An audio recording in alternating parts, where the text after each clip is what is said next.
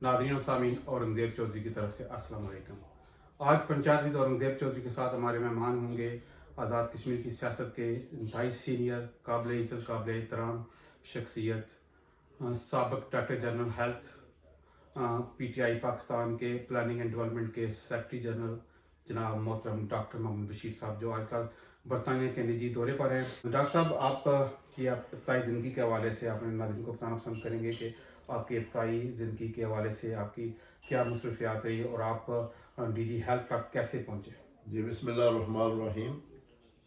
चौधरी औरंगज़ेब साहब, मैं आपका शुक्रगुज़ार हूँ कि आपने टाइम दिया। 1976 में मैंने तालीमी बोर्ड मीरपुर से FSC का इम्तहान दिया और अल्हम्दुलिल्लाह मार्क्स उस वक्त हासिल किए। और बिम्बर और मीरपुर की सिर्फ उस वक्त 6 सीटें होती थी। बिम्बर चूँकि तहसील थी मीरपुर की और वो मीरपुर डिस्ट्रिक्ट था, तो 6 सीटों में से मेरा उसमें अल्हम्दुलिल्लाह मेरी वालदा की दुआओं की वजह से तो मैंने वो अचीव किया। और फिर नेशनल मेडिकल कॉलेज जैसे अजीम दरसगाह में वहाँ मुझे दाखिला मिला। वहाँ मैंने 5 साल MBBS कंप्लीट किया, अच्छे मार्क्स लेता रहा। बाद में फिर हाउस जॉब 1 साल का किया। फिर डाक तकर्री मेरी हो गई आज़ाद कश्मीर में, जो पहली पोस्टिंग BHU कठाड़ में हुई। तो वहाँ मैंने अल्हम्दुलिल्लाह 1.5 साल नौकरी की वहाँ पे, और बेशुमार वहाँ पे स्नेक बाइट्स बहुत था कठाड़ में। तो अल्लाह ताला जान नसीब करे राजा आबुद मारूम को कि वो उन्होंने ये लिया जुम्मा कि यहाँ स्नेक बाइट्स बहुत हैं, तो ये डोडियाल जाते हुए या मार जाते हैं या मीरपुर जाते हुए, तो डॉक्टर साहब मेहरबानी करेंगे आप स्नेक बाइट्स वो जो है ना वो ट्रीट कर लें। मैंने उनका स्नेक बाइट्स ट्रीट करने में बड़े डेंजरस होता है, चूँकि रिएक्शन कर जाती है ये वैक्सीन, तो बजाय इसके कि किसी को फ़ायदा हो नुकसान हो, उन्होंने कहा अल्लाह का नाम लेके आप शुरू करें। वो फिर NIH से लाते थे वैक्सीन और मुझे देते थे, और मैंने बेशुमार जो है ना स्नेक बाइट्स के वहाँ पे लोगों को ट्रीट किया। अल्हम्दुलिल्लाह कोई ऐसी कैजुअल्टी नहीं हुई कि जिसमें मैं कहूँ कि मेरे से वो मिस हैंडल हो गया। 5 साल मैंने एज ए मेडिकल अफसर लोगों की खिदमत की, और उसके बाद मैंने पोस्ट ग्रेजुएशन किया लाहौर से एडमिनिस्ट्रेशन में, पब्लिक हेल्थ एडमिनिस्ट्रेशन में। तो मैं 92 में फिर प्रमोट हो गया ADHO डडियाल की। ADHO डडियाल से फिर मेरी नेक्स्ट पोस्टिंग MS हटियाँ बाला हुई। वहाँ भी तकरीबन 1.5-2 पौने साल मैंने गुजारे। फिर वहाँ से मेरी posting as principal training college जो यहाँ पर हमारा है, जो टेक्नीशियंस जो बड़ा बुनियादी किरदार टेक्नीशियन का होता है, तो वहाँ पे मैं उस कॉलेज का वो प्रिंसिपल रहा। फिर वहाँ से मैं अपग्रेड हुआ एडिशनल DHO मीरपुर। 98 में रफ़ीक नैयर साहब वज़ीर सेहत थे और मेरिट पे मैं उसको टॉप पे था, और ज़िंदगी में मैंने कभी ये ना सोचा था कि मैं इस लेवल पे पहुँच जाऊँगा। रफ़ीक नैयर साहब ने उस वक़्त मेरी फ़ाइल जनाब रसूल सुल्तान साहब को पेश की, तो उन्होंने पूछा जी मेरिट शेयर देख रहा ना, चूँकि मैं तो प्राइम मिनिस्टर हूँ आज़ाद कश्मीर का, तो आपने चूँकि हेल्थ चलाना है। तो और साहब फिर मैं DHO कोटली प्रमोट हो गया 98 में। और वो जो है ना जिस दिन धमाके हुए थे ना 28 मई को, उस दिन मेरी वहाँ पर ज्वाइनिंग हुई। फिर वहाँ 5 साल में रहा एज DHO कोटली से फिर DHO में पलंदरी चला गया, 3 साल वहाँ से गुजारे। फिर पलंदरी से फिर मसूद खालिद साहब उस वक्त अल्लाह ताला उनको खुश रखे, उन्होंने फिर वहाँ से पलंदरी से मुझे DHO मीरपुर लगाया। फिर अल्लाह ताला के करम और फजल से मैं को 11 साल जो है ना वो DHO रहा, 1 दफ़ा 2 दफ़ा फिर MS टीचिंग अस्पताल का भी माना।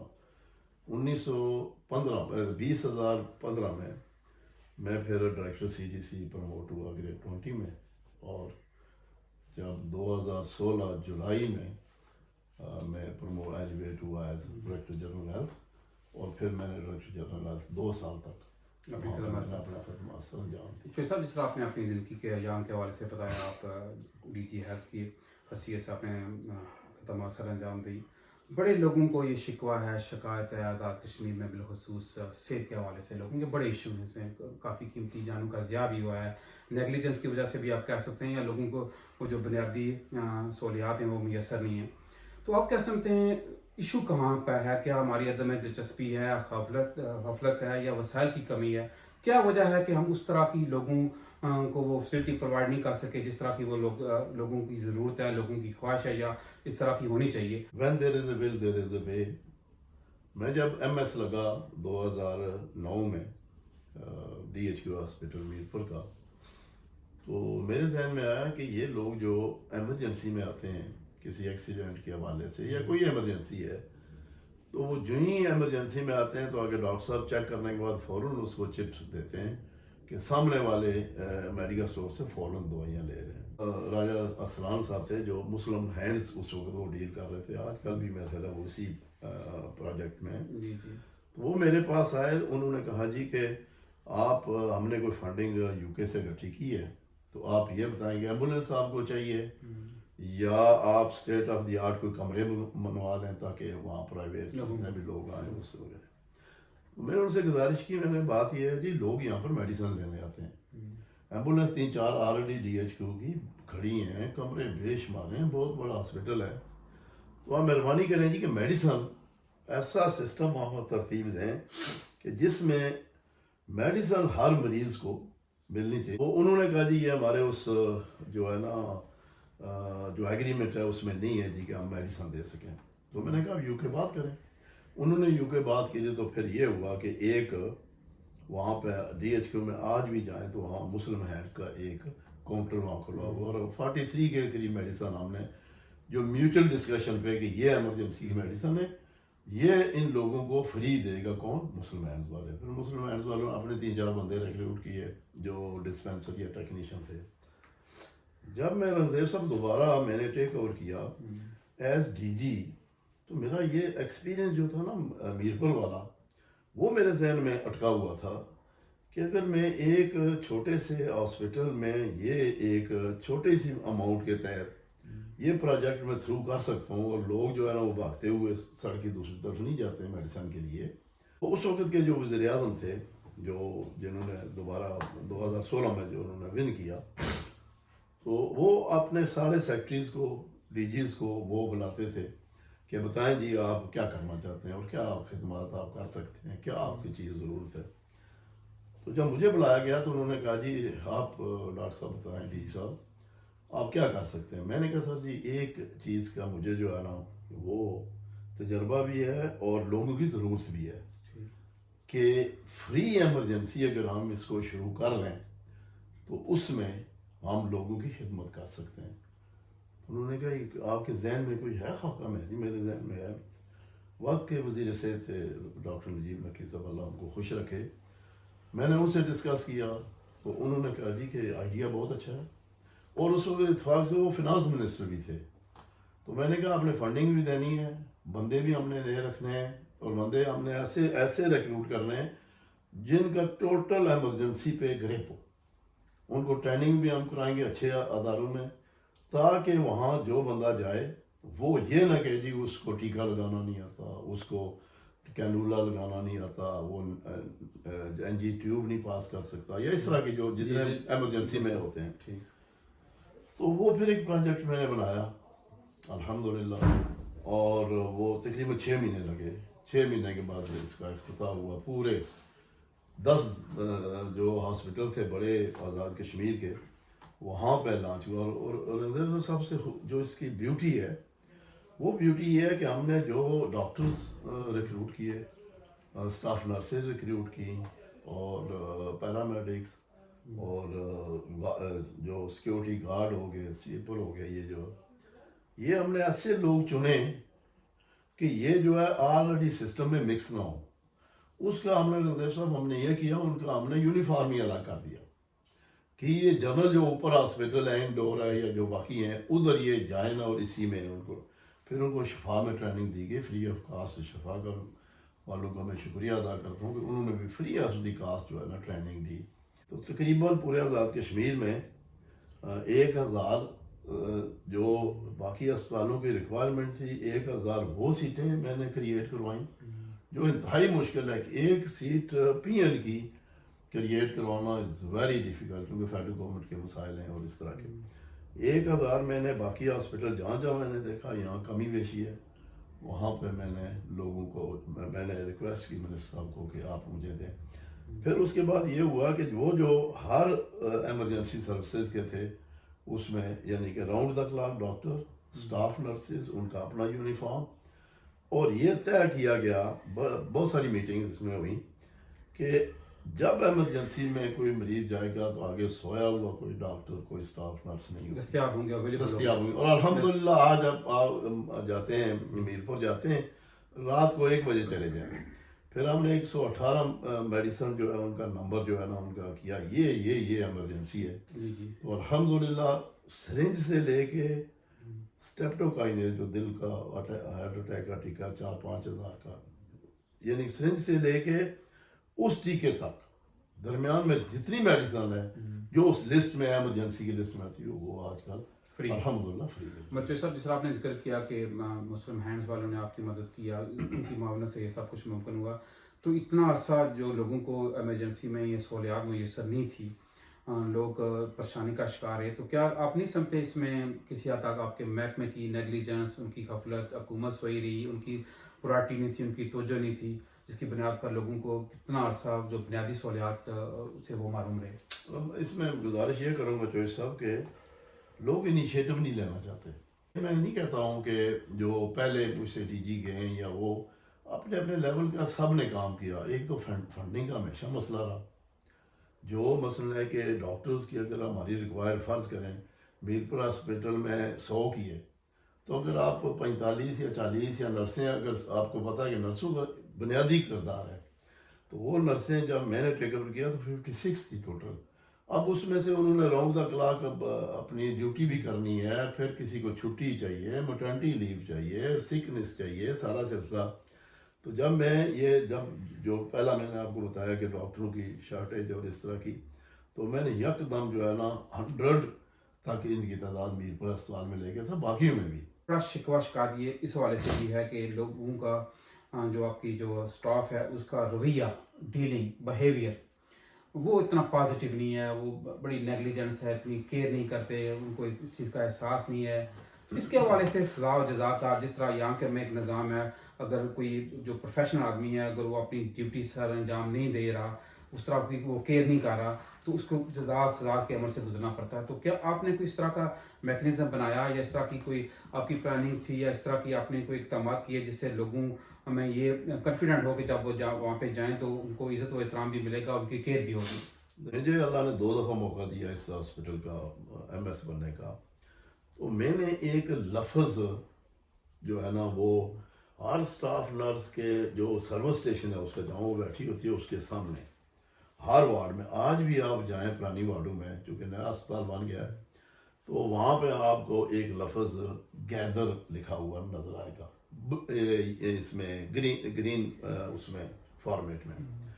تو گیدر میں ان کو سب سٹاف نرسز کو، ڈاکٹرز کو، پیرامیڈکس کو یہ سمجھاتا تھا کہ یہ 6 لفظ ہیں اور یہ 6 لفظ آپ کی کامیابی کے ہیں، اگر ان 6 لفظوں پہ آپ عمل کریں گے تو آپ کی عزت افزائی بھی ہوگی، لوگ آپ کی تعریف بھی کریں گے۔ اب گیدر کا جو پہلا لفظ ہے وہ ہے جی مین گریٹنگ۔ میں ان کو کہتا تھا جب بندہ آپ کے کمرے میں آ گیا ہے، آپ کا اس کی طرف دیکھ کے اسمائل کرنے میں خرچہ نہیں آتا، ٹھیک ہے؟ وہ ایک تو یہ ہے نا کہ وہ بیچارہ پریشانی سے اندر آیا ہے اور آپ مریض دیکھ رہے ہیں، آپ اوپر سے دیکھتے کہتے ہیں باہر نکل جاؤ بھائی، تو اس کی لڑائی شروع ہو جائے گی۔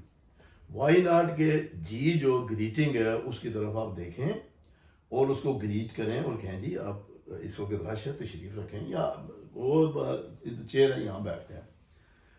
دوسرا لفظ ہے اے کا یہ ہے کہ آپ پوچھیں کہ آسک کہ کیا مسئلہ آپ کا کیا، ٹی ہے آگے گیدر کی ٹیل کہ اس کے بتائیں آپ کا یہ مسئلہ ہے، آپ جس کمرے میں آئے ہیں یہاں یہ اسپیشلٹی چیک کی جاتی ہے، اگر آپ کا ای این ٹی کا یا آئی کا کوئی کیس ہے تو آپ اس کو پی ایم کو بلا کے کہیں کہ اس کو ساتھ والے کمرے میں باعزت طریقے سے بٹھا دیں۔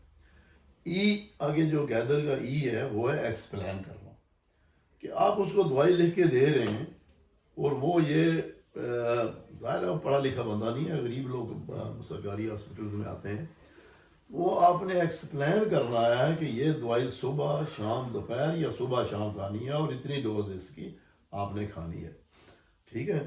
ایکسپلین یعنی کہ پانچواں لفظ ایکسپلین ہو گیا، اور ساتواں R gather, revisit is a must. یہ گیدر لفظ اگر میں نے کہا آپ سارے لوگ اس پہ توجہ دیں، آپ کی بھی عزت افزائی ہوگی، محکمے کی بھی عزت. دیکھو میڈیسن سے کبھی بھی یہ تو ٹھیک ہے کہ آپ نے میک شور کیا کہ اس پر لوگوں انہوں نے عمل بھی کیا، لوگوں کو یہ الحمدللہ میرے دور میں اس پہ بڑی توجہ دیتا تھا. کئی دفعہ میں رات کو پچھلے ٹائم جب میری آنکھ کھلی میں نے کہا جا کے میں دیکھوں لوگوں کے ساتھ لوگ کیسے پیش آ رہے ہیں. ٹھیک ہے برڈن ہے، آپ کو پتہ ہے یہ ایک ڈاکٹر یہاں پہ یو کے میں وہ 10 سے 15 سے اوپر ڈاکٹر بندے کو نہیں، پیشنٹ کو نہیں دیکھتا. اور میرے ڈاکٹر نے یہ آزاد کشمیر یا پاکستان کی میں بات کرتا ہوں، وہ اب 100+ ہوگا. اب آپ ریٹائرمنٹ کے بعد اپنے سیاست میں آنے کا کیوں انتخاب کیا؟ کیا وجوہات ہیں، کیا مرکات ہیں، کیا اسباب بنے کہ آپ کو سیاست میں آنا پڑا؟ جی رنگزیب صاحب، میں کہتا ہوں کہ 60 سال کے بعد بندہ گورنمنٹ سروس سے ریٹائر ہو جاتا ہے، اور میرے ذہن میں کچھ ایسی چیزیں تھیں کہ میں کسی ایسی آرگنائزیشن کو جوائن کروں، چاہے وہ NGO ہو، چاہے وہ کوئی پولیٹیکل ہو، اپنا اس طرح کی جن کی اپنی سوچ ہو. تو میری کوئی مسلسل ملاقاتیں برسر سلطان محمود چودھری صاحب سے ہوئیں، اور میں نے ان کو VN کو بھی دیکھا، پھر انہوں نے مجھے بھی جو ہے نا کافی لمبی چوڑی ہماری ڈسکشن میں الٹیمیٹلی انہوں نے کہا کہ آپ جوائن کریں مجھے. اور جوائن کرنے کے ساتھ ہی دیکھیں جو سیکٹری پلاننگ ہے پورے آزاد کشمیر میں ایک ہے، اور یہ یعنی کہ ان کی ریکمنڈیشن برسر صاحب کی ریکمنڈیشن سے پھر یہ کہ فیڈرل گورنمنٹ میں پھر وقت کے پرائم منسٹر نے اپروول دی، اور جو چیف آرگنائزر تھے نیازی صاحب انہوں نے وہ نوٹیفائی کیا. پلاننگ اینڈ ڈیولپمنٹ کے والے صاحب کی کیا پلاننگ کے یہ تھا کہ ہم نے گو اس میں اس طرح کی بات ہو نہیں سکی سیاست، کیونکہ سیاست میں بہت ساری چیزیں آ جاتی ہیں کہ ہم کسی چیز کو لے کے میں نے 5 جو ہے نا گرے ایریا کو اس میں مارک کیا تھا، اور اس میں خاصا ایک ڈاکومنٹ بنا کے فیڈرل گورنمنٹ ہمارا چونکہ جو مرکز کا ایک مرکزی سیکٹری تھے فیڈرل کے، وہ ہمیں یعنی کہ KPK کو، گلگت بلتستان کو، آزاد کشمیر کو، پنجاب کو، سب کو وہ ہیڈ کرتے تھے. تو میں نے اس میں لکھا تھا ایک ڈاکومنٹ بنا کے کہ جی اگر ہماری گورنمنٹ آ جاتی ہے یہ دیکھیں، میں اس وقت چونکہ گورنمنٹ میں ہم نہیں تھے، اگر وہ آ جاتی ہے تو اس میں ہم سب سے پہلے جنگلات پر توجہ دیں گے، کیونکہ ہمارا ایسٹ ہے جنگلات، اور کٹے جا رہے ہیں جنگلات. اس میں نے کہا تھا اگر جنگلات کو ہم نے بچانا ہے تو جو پہاڑوں پہ لوگ رہتے ہیں یا جو مشکل ایریا میں ہیں، وہ ظاہر ہے انہوں نے روٹی تو کھانی ہے، تو وہ درخت کاٹیں گے، چوری کریں گے یا ویسے خرید لیں گے، جو بھی ہے. تو اس میں تھا کہ سبسڈی کر کے ہم اس لیول کے جو لوگ ہیں جہاں درخت نہ کاٹے جائیں ان کو سلنڈر مثلا سوئی گیس کا وہ گورنمنٹ پرووائڈ کرے، لیکن پیسے ضرور لے، لیکن اتنے نہ لے جس سے ان کو. اسی طرح میں نے ہیلتھ کے حوالے سے میں نے کہا جی کہ فلاں فلاں فلاں جو ہے نا وہ امپرومنٹ کی جا سکتی ہے. سب سے زیادہ جو میرا فوکس تھا وہ ٹورزم پر تھا. ٹورزم کا ہم نے کہا جی کہ یہ جہاں جہاں آپ سپاٹ بنائیں وہاں تک اچھا روڈ نیٹ ورک ہونا چاہیے تاکہ لوگ ایزیلی جائیں. اور پھر اس کے بعد سیکیورٹی جو ہمارے ٹورسٹ ہیں سب سے مسئلہ ہو گیا. اس طرح 5-6 جو چیزیں ہیں وہ میں نے ہائی لائٹ کی کہ یہ پلاننگ یعنی کہ رول ہی ہمارا یہ تھا. جو اس وقت جتنے بنے تھے ہمارے جو سیکٹری پلاننگ اینڈ ڈیولپمنٹ کے، ان کا رول تھا کہ اپنے ایریا کے مطابق میں آپ بتائیں کہ گورنمنٹ جب ہماری آ جاتی ہے تو امیڈیٹلی کیا کیا کر سکتے ہیں.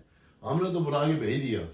آگے آپ کو پتا ہے کہ ابھی جو آزاد کشمیر کے وزیر اعظم ہیں ان کا سب سے زیادہ فوکس ٹورزم پہ ہے، تو ممکن ہے ان کے نوٹس ابھی آپ کی آزاد کشمیر میں حکومت قائم ہوئے تقریباً لگ بھگ 1 سال کو ہونے کو ہے تقریباً لگ بھگ. تو کیا آپ کی ان تجاویز پر، ان سفارشات پر کسی حد تک عمل ہوا ہے؟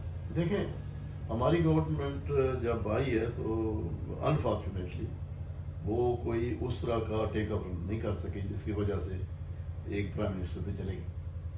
اب دوسرے آئے اور یہ حتی مقدور کوشش کر رہے ہیں، کیونکہ ویژن والا آدمی ہے، اتنا امیر آدمی ہے، اس کے پاس ایک نالج ہے، تو وہ کوشش کر رہے ہیں کہ ان چیزوں کو جو ہم نے لکھ کے دیا تھا اس پہ عمل کریں. پھر آگے آ رہا تھا فنانس. تو فنانس اس طرح کا تو نہیں ہے جیسا GDP آپ کے UK میں ہے اس طرح ہمارا تو مسئلہ نہیں ہے. وہاں پر تو آپ کو پتہ ہے کہ غریب ملک ہے. پھر غریب ملک آگے آزاد کشمیر اور غریب ہے جس کو وہ فنڈنگ کرتا ہے یا جو کھانے پینے کے لیے چیزیں دیتا ہے. لیکن میرا یہ بالکل ہے کہ بیرسٹر سلطان محمود چودھری کی قیادت میں اور تنویر الریاض صاحب جو پرائم منسٹر ہیں ان کی قیادت میں انشاءاللہ ہم ٹیک اوور کریں گے. کیونکہ آپ کی اس حوالے سے پرائم منسٹر جو موجودہ ہیں آزاد کشمیر کے، ان سے ایک میٹنگ ہوئی، ملاقات ہوئی، جس کے حوالے سے آپ نے جو آپ کی تجاویز تھی، جو آپ کی ریکمنڈیشن تھی، اس پر آپ نے ڈسکس کیا ہو؟ نہیں، اس پرائم منسٹر صاحب ان سے اتنی پہلے جو جنہوں نے اسٹارٹ لیا تھا ان کے پاس جو ہے نا میں نے ایک ڈسکشن ہوئی تھی، تو اس کا پھر آگے مجھے نہیں پتہ چلا جائے، لیکن ان کے ساتھ میری تو صاحب آپ نے ذکر کیا ٹورزم کا، آپ نے ذکر کیا، آپ نے باقی دیگر مسائل کے حوالے سے بات کی، تو یہ تو تمام جو اقدامات ہیں یہ لوکل سطح پر کیے جانے چاہیے. تو آپ نہیں سمجھتے کہ آزاد کشمیر میں آپ کی حکومت قائم ہوئے بھی سال ہو گیا، جو آپ نے وعدہ کیا تھا لوکل الیکشن کا، تو آج کی آپ کی حکومت اور آپ کی جماعت لوکل الیکشن کے خلاف ہے، اس کے آڑے میں آ رہی ہے. تو یہ جو انہوں نے وعدہ کیا تھا، لوگوں کو ایک ہوپ دی تھی، امید دی تھی، تو اس پر وہ پورا نہیں اترے؟ نہیں، ابھی آپ آج کے آپ دیکھ رہے ہیں اس میں نیوز میں، چونکہ آپ سے زیادہ ویل اویئر کون ہے کہ مسائل کھڑے ہوئے فنڈنگ کے.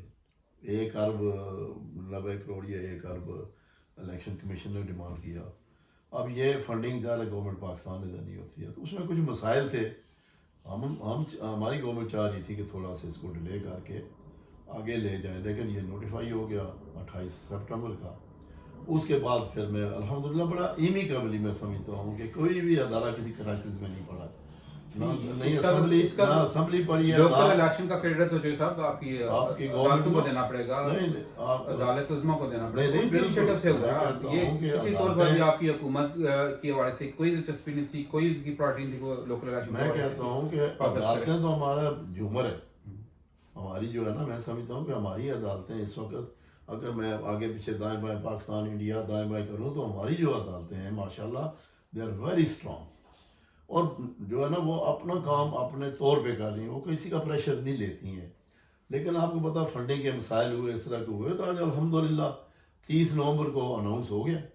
تو 30 نومبر کو جو ہے نا وہ الیکشن ہوگا، کس نے جیتنا کس نے ہارنا ہے وہ آگے میدان آ رہا ہے. یہ پی ٹی آئی جماعت کوئی بھاگ نہیں رہی الیکشن سے، کیونکہ 30 نومبر کو انشاءاللہ الیکشن ہو جائے گا. مطلب لوکل الیکشن کے حوالے سے ایک بڑی خبر یہ تھی کہ اس پہ انہوں نے کندن لگائی ہے، ایک پابندی لگائی ہے کہ آپ کا میٹرک ہونا ضروری ہے. مگر یہ لوکل جو قوانین ہیں ممبر اسمبلی کے بننے کے حوالے سے آپ کو کوئی قید نہیں ہے، کوئی پابندی نہیں ہے کہ آپ کا میٹرک ہونا یا تعلیم یافتہ ہونا ضروری ہے. تو لوکل الیکشن کے لیے تو آپ کو لوکل باڈی سے لوگ چاہیے، لوکل ایریا سے لوگ چاہیے.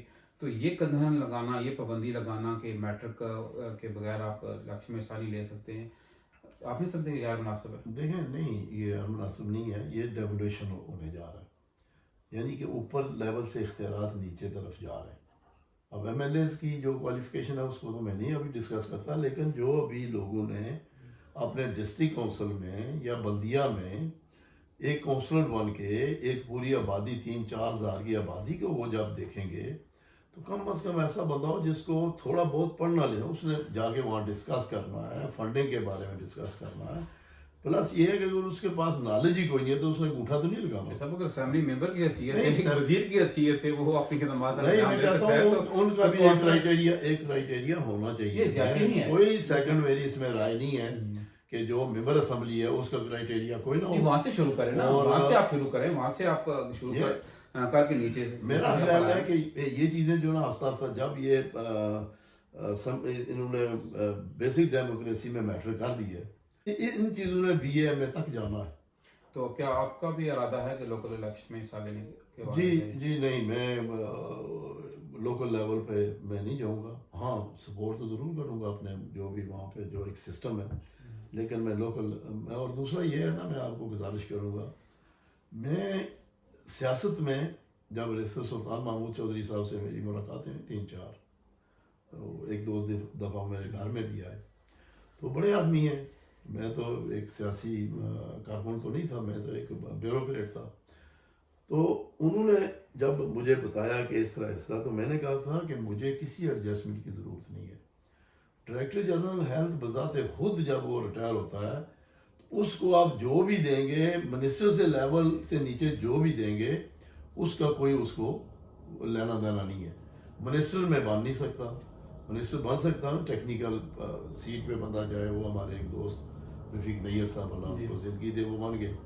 تو میں جب پالیٹکس میں آیا تو میں نے اپنی پہلی اسپیچ میں جو میرے گھر میں ہوئی تھی فنکشن ہوا تھا, تو میں نے ان کو بڑے صاحب کو کہہ دیا تھا کہ میں آپ کے ساتھ اس لیے نہیں آیا ہوں کہ میں کسی سیاسی ایڈجسٹمنٹ کے لیے, میں آیا ہوں کہ میں اپنے لوگوں کو تحفظ دے سکوں, اپنے ایریا میں ڈیولپمنٹ کروا سکوں, اپنے جو بچے ہمارے پڑھے لکھے بچے ہیں بے روزگار ہیں ان کو میں ان کو جو ہے نا وہ سروسز مہیا کر سکوں. یہ میرا ایجنڈا تھا اور اسی ایجنڈے پہ ابھی تک. تو صاحب آپ نے پلاننگ اینڈ ڈیولپمنٹ کے حوالے سے جن تجاویز اور ریکمنڈیشن کی بات کی, واقعتاً ایک اچھی آپ کی سوچ و فکر ہے. تو آپ یہ اوورسیز میں بیٹھے ہوئے ہیں برطانیہ میں, جہاں پہ 10 لاکھ سے زیادہ اوورسیز کشمیری ہے, یہاں پہ قیام پذیر ہیں, رہائش پذیر ہیں.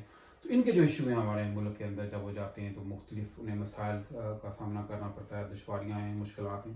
تو اس کے حوالے سے آپ کی کیا پلاننگ ہے, کیا آپ کی ترجیحات ہیں, کیا آپ کی سوچ و فکر ہے کہ ان جو ہمارے ڈاسپورا کشمیری ہے جو بیرون دنیا میں آباد ہے ان کے مسائل کے حوالے سے آپ دیکھیں جی, یہ جو ہمارے یہاں پہ اوورسیز ہیں, ظاہر میرے بھی بے شمار عزیز و اقارب ہیں یہاں پہ, ان لوگوں کی ان قربانیوں کی وجہ سے, محنت کی وجہ سے ہمارا ملک چل رہا ہے.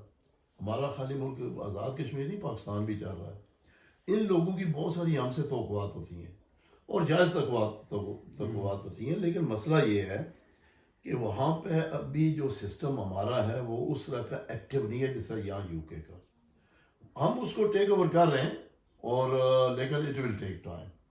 دوسرا ڈیسک سسٹم وہاں بن گئے, کشمیر جو اپنا ہاؤس ہے وہاں پہ بھی ایم ڈی اے میں آپ چلیں جائیں وہاں پہ بھی انہوں نے اوورسیز کا ڈیسک بنا دیا سبھی جگہوں پہ, تو ہر جگہوں پہ. لیکن ان کو جو لوکل وہاں چلا رہے ہیں ان کو اس پہ توجہ دینا چاہیے. اور میں جو ذاتی طور پر احساس ہے اس بات کا کہ جب وہ اتنے اچھے ملک سے, اتنے ڈیولپ ملک سے اتنی فیسلٹی چھوڑ کے ہمارے پاس جاتے ہیں, یا وہاں پہ کوئی مکان بنانا چاہتا ہے, حالانکہ انہیں سرمایہ کاری کرنا چاہتا ہے, تو ظاہر زر مبادلہ بھی پلس لوگوں کو وہاں پہ ملے گی, اپرچونیٹی ملے گی نوکری کی.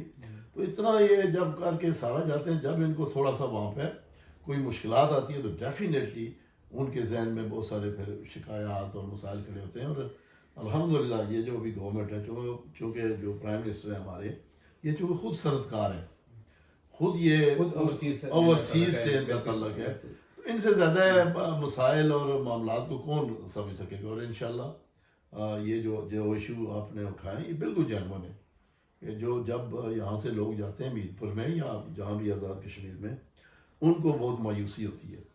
تو اس کو ظاہر ہے جو وقت کی گورنمنٹ ہے اسی نے حل کرنا ہے. اور وہ گورنمنٹ جو برسر صاحب بھی آپ کو پتا ہے کہ اوورسیز میں اس طرح تو نہیں ہے, لیکن اوورسیز کے وہ بہت خیال رکھتے ہیں. جب بھی ان کو موقع ملتا ہے وہ انگلینڈ میں آ کے کشمیر کے حوالے سے اوورسیز کے حوالے میں بات کرتے ہیں. اسی طرح صدر تنویر صاحب ہے جو پرائم منسٹر ہیں, وہ خود چونکہ اوورسیز ہیں اور وہ ان کو ایک ویژن ہے. اور انشاءاللہ یہ رنگدیو صاحب جیسا میں نے آپ کو پہلے بتایا کہ ایمرجنسی کے سلسلہ میں کہ 43 میڈیسن سے میں نے شروع کی اور 118 تک میں لے گیا. تو یہ ایک بتدریج ایک مراحل کے تحت چیزیں آگے جاتی ہیں.